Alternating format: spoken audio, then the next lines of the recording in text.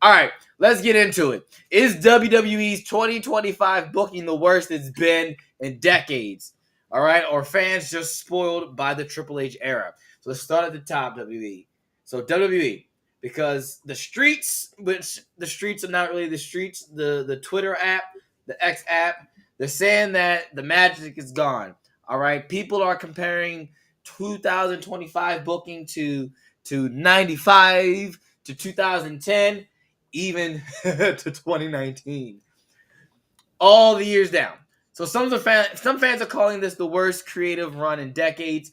Others are saying, nah, you just y'all just too used to, eating good from, the bloodline era. And now you don't how to understand slow break. But let's answer the real question. Is WWE actually falling off? Or fans spoiled because Triple H raises the bar too high? What do you think, Cliff? Start us off. What do you think? Nah, I think it's just that fans are just spoils. That's all it is. Like we have so many great matches and so many great stories that are kind of like under the underbelly. Like they're just starting to showcase themselves, and I think just people are just too much under the idea that they got to have the Amazon Prime feel. You know, it's got to come to them now, and then if it's not to their satisfaction, then it's the worst ever. And I don't.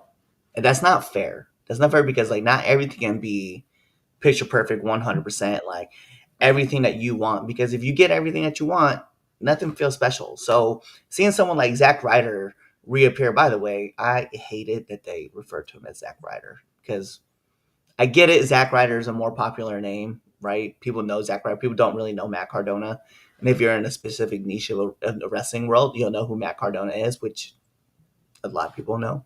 But you literally had this man on NXT 2 weeks ago as Matt Cardona, and then you brought him back as Zack Ryder. I was like, ah, cheapens it. But anyway, but then you get those kind of surprises where Zack Ryder returns, AJ Lee returns. We get all these cool little stories that are being told, ins and outs, and I like it. I like it, and people just need to learn to like hold off and just let things cook. Quit quit thinking that you need to grab everything's got to come to you right away. And I don't think that the booking is lazy. I just think that people are booking the show how they want it to be booked and not how it is actually being booked. All right. So I I like to give caveats before I give my answers because I do have the more prep time for everyone with the show because I come up with the topics based off the stuff I see online and everything. So I kind of have like a longer time period to really think and flesh my thoughts out. And this topic was basically I saw a tweet that pretty much had said that this like Triple H this the booking so far this year is literally worse than it listed 2010, 95, 2019, which everyone knows is by far the worst thing ever. So I always laugh when people try to compare anything to as bad as 2019 because I was steadfast watching at that point and brother, it was bad. It's not it's not falling off. Like I don't and I it's not falling off, but I gotta keep it 100. The product recently hasn't been all that great. All right, and that's my take. It's like no, it's not falling off, but it's the product's not good. It's not all, but it's we're not in this isn't the worst booking in decades. Okay, No. that's the most over exaggerated thing I could ever have seen online as far as the booking is concerned. Like it's not 95 bad. It's not even 2010 bad. They're nowhere near 2019 bad. Okay, the machine is still moving. The roster's still stacked, and the baseline quality is higher than people actually kind of want to really talk about. Like the stuff that WWE is like as far as just the base is your Monday Night Raw. That is the base of quality, and you gotta be real from as a whole other standpoint. This it's really good quality, but all right, but post SummerSlam and really post it.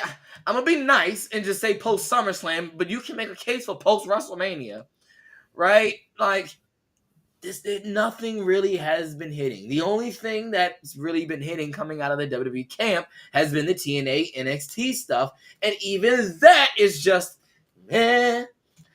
So some of the, come on, man, some of the stories feel flat.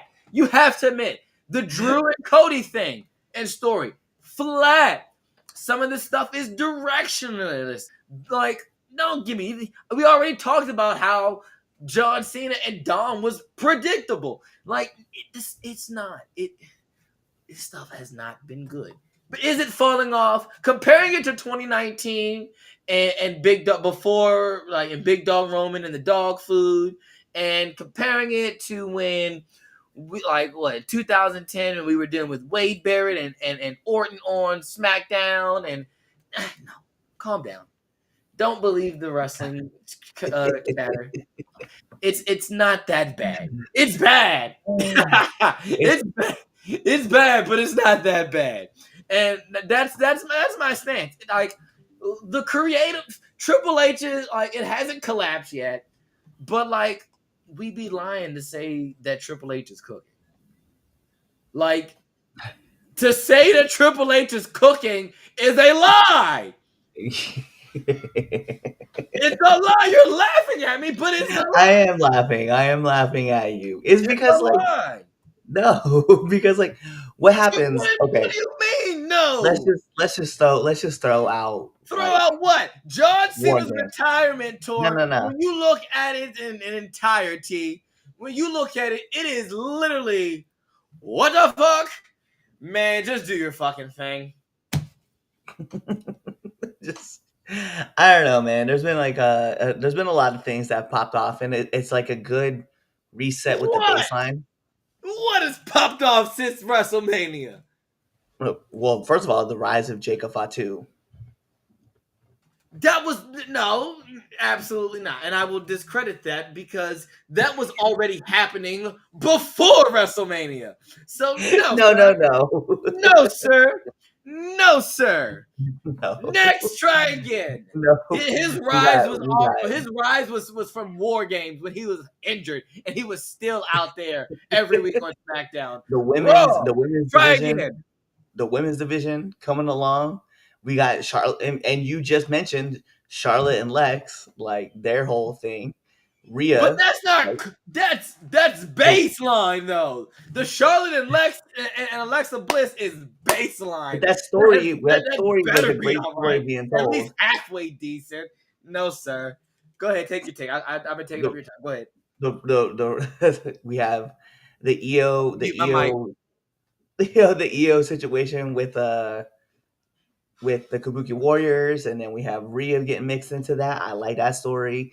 The rise of Jade, right? The real rise of Jade, not like this thing that's been cooking in the background with the Bianca Belair situation. No, this Jade's real like rise. Tiffany Stratton's undefeated streak, right, going on, and then finally it breaking down. So we're gonna end up watching her turn next year. It's gonna happen.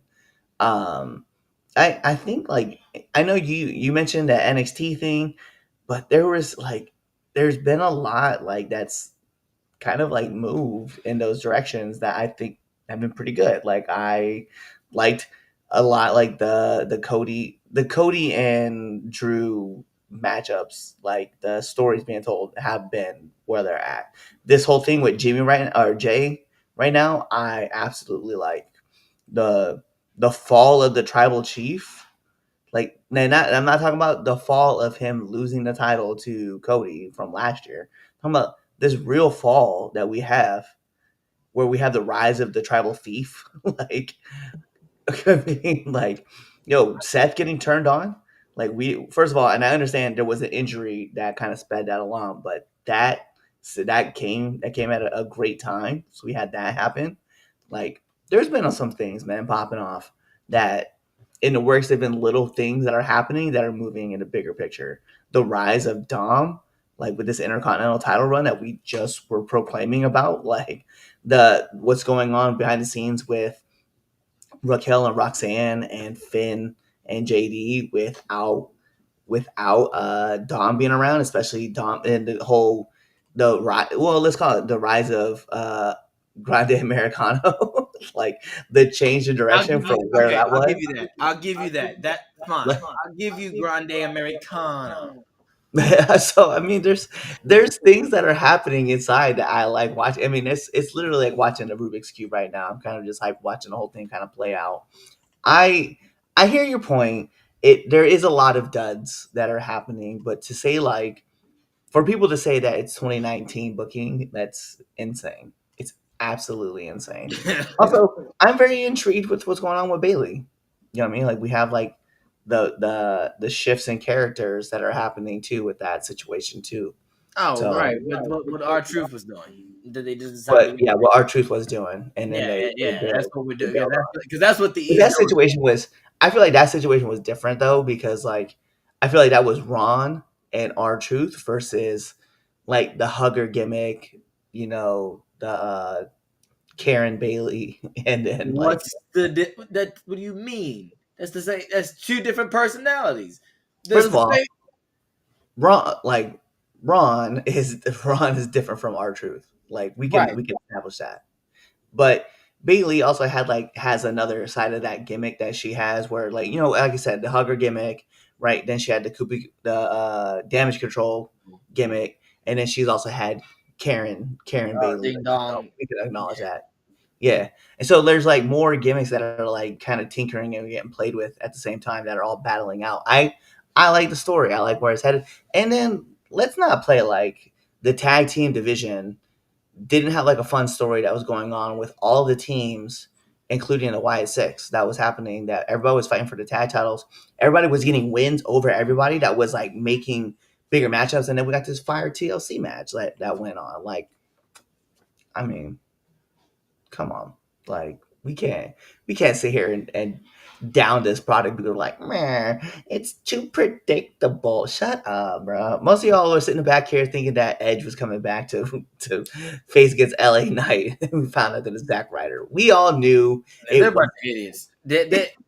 And I saw something earlier too that it said that there has never been any discussion of Edge being in John Cena's retirement run at any point in time, and he's not going to happen. And it's starting to bother me really bad now when I start to see is like when people be like, "Who's this guy?" Like I think there's now people are trying to guess who's going to be Solo as opponent on Raw, and I like to scroll see what everyone says and everything, and someone, sure enough, puts a GIF of Edge.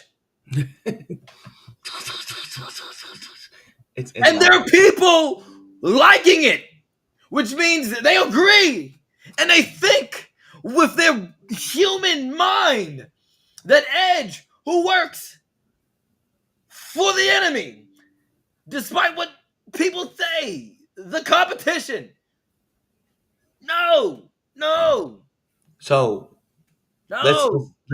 let's play it out. Who do you think is Solo's opponent on Raw?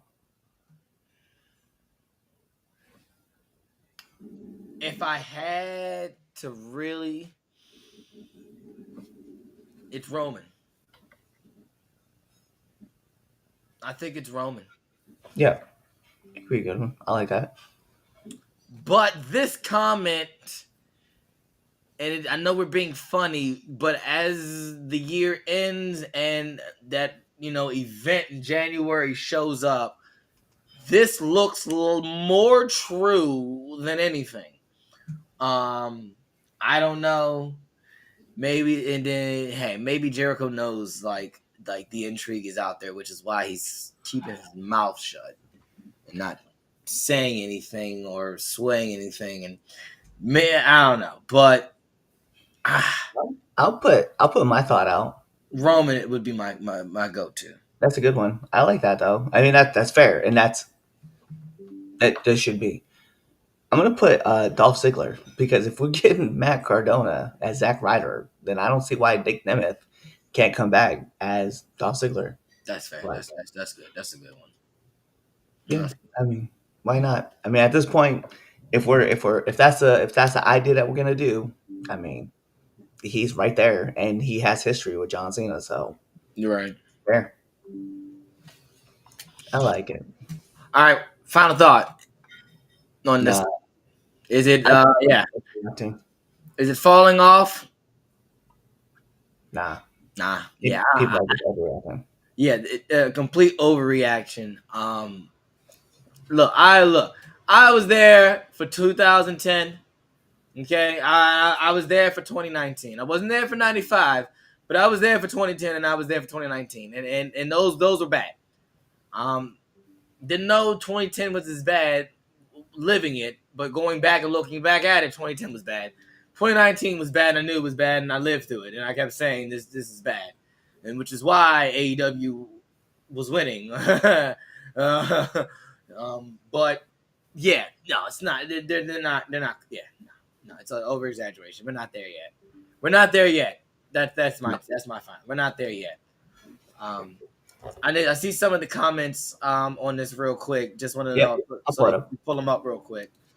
So we'll start with this one. Injuries have played a part in the booking. No Gunther, no Fatu. True. Yeah. I definitely think we would be getting a Fatu and Cody storyline instead of Drew. Yeah. Too much Drew, too much SWO, and other constant interferences in matches. That's also true. It does happen a lot, like especially with that women's match, with the tag matches and the Kabuki Warriors, and we had Lash Legend involved. Which, by the way, I was there for. I liked seeing Lash and Nia Jax. I like that partnership. This is gonna be fun. I'm indifferent. You know how I feel about Big Oof. Yeah, but as long as she's I mean, it kind of seems like this is like going to be the new mentor role, so I'm kind of here for it. So Jericho, LOL, Cena versus Gunther. I mean, we know that's what the matchup's going to be for the Intercontinental Championship. Because I mean, you're gonna put the title back on Gunther, and I think this is the way to do it. And no Bianca. This is also fair, you know. Yeah, and then handed it that coming, and I know I said last week that's probably one of my winners to win. And somebody on TikTok had pointed out that hand injury that she has really been bothering her. And I think she did an interview. I think for what it was, I don't know what it was now. Darn, hopefully, but whatever the interview that she did, she kind of went into detail about it, and it's her knuckle that she had broke. It's not her. She didn't break her hand. She broke her knuckle. Which is why it's taken a there really hasn't been an expected timetable for her return, because that knuckle, I didn't know it was her knuckle. I know that's a weird thing though. That's a weird break. So big yeah, like that's a Ow! Oh wow! So yeah. So if you want to see the difference, there you go. That's what your finger is supposed to look like, and this is what my finger looks like. This one's broken, and this one is the normal one. So this is normal, and this one's the broken one. So you've had a broken knuckle all this time? Yeah, this whole time. This whole time that I've known you, I've had a broken knuckle. That's insane. I've literally known you almost a decade now, close to a decade, and I've never known you've had a broken knuckle. Yeah. Wow, way to go in our friendship. See, look, PI beef all over again. All right, moving on. All right, so TNA, and look.